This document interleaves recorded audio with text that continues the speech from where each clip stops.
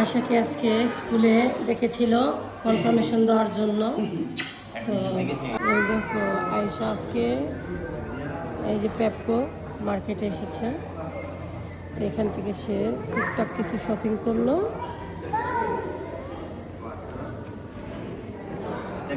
আর এখন আমরা কোথায় যাবো আয়শা? আবার যাবো তো আমরা, এখন যাবো আমাদের বাসার সামনে মেলা বসছে না, ওখানে যাবে না? তো আজকে আসলে সকালবেলা ডক্টরের কাছে অ্যাপয়েন্টমেন্ট ছিল আমাদের। আমরা অসুস্থ হয়ে গেছি, ঠান্ডা পড়ে গেছে অলরেডি, টুকটাক বৃষ্টি বাদল, তো ওয়েদার চেঞ্জ হওয়ার কারণে একটু ঠান্ডা জ্বর চলে আসছে আমাদের। তাই ডাক্তারের কাছে আসছিলাম, তো সেই ফাঁকে আয়শার জন্য একটু শপিং করে নিলাম, তাই না? এখন আয়শা আবার কোথায় যাবে?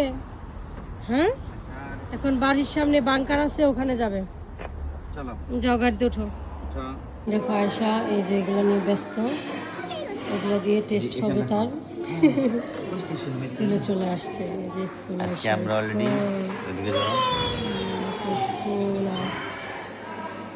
আলহামদুলিল্লাহ। কালকে একবার আসবে, তারপর থেকে 20 তারিখের পর থেকে যে কন্টিনিউ আসবে। এই যে দেখুন বাইরের প্লেসটা, হ্যাঁ এখনো সবকিছু ঠিকঠাক হয় নাই, এখনো ঠিকঠাক হইতে দেরি আছে। এই যে দেখুন আয়শার স্কুল। আজকে থেকে 6 মান্থ আগে আমরা ওর জন্য করে গেছিলাম, স্কিটসিয়নে করে গিয়েছিলাম, এতদিন পরে ডাক আসলো।